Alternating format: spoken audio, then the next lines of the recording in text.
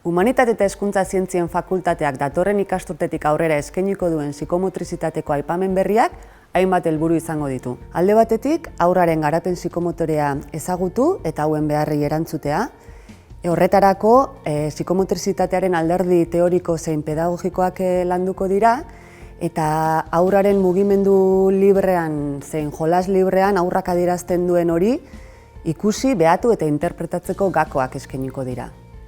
Bestetik, gaitasun sozial eta emozionaletan trebatzea. Psikomotrizistak daukan inplikazio pertsonala handiagatik, formazio pertsonala garrantzitsua da. Oso inportantea da bestearekin eta haurrarekin harreman doitu eta seguruak eraikitzea. Eta komunikazioa hitzezkoa eta gorputzezkoa izatea. Hori horrela, entzuteko gaitasuna izatea, itxaroten jakitea, haurrarengana egoki doitzeko gaitasuna izatea, besteak beste ezinbesteko trebetasunak izango dira. Irakaslearen formakuntzak irakasleari baimendu behar dio norbere burua ezagutzea, horrela gero, ondoren, gelan gertatzen diren hainbat egoera hobeto ulertu eta kudeatu ahal izateko. Azkenik, irakasleak bere jarrera sistemaren inguruko hausnarketa egitea ere garrantzitsua da.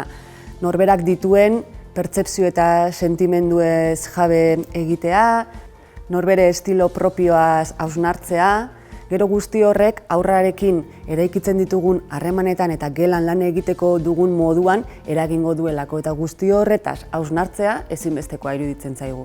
Bestalde, garrantzitsua iruditzen zaigu psikomotrizistak daukan begirada konkretu hori edo begirada sentikor hori gelara ekartzeko aukera izatea, ez? Gelan gertatzen diren hainbat egoera hobeto ulertu eta kudeatu ahal izateko. Psikomotrizitateko aipamen berri hau 2022ko urtarrilean hasiko da eta ekainean amaituko da. Saioak Eskoriatzako kanpusean izango dira eta ostirala arratsaldetan eta larunbat goizetan. Bestalde, formazio honetan parte hartuko duten irakasleak psikomotrizitatean adituak eta arituak izango dira eta horretaz gain, ikasleak unibertsitateko tutore bat izango du bere prozesuaren jarraipen osoa egin ahal izateko.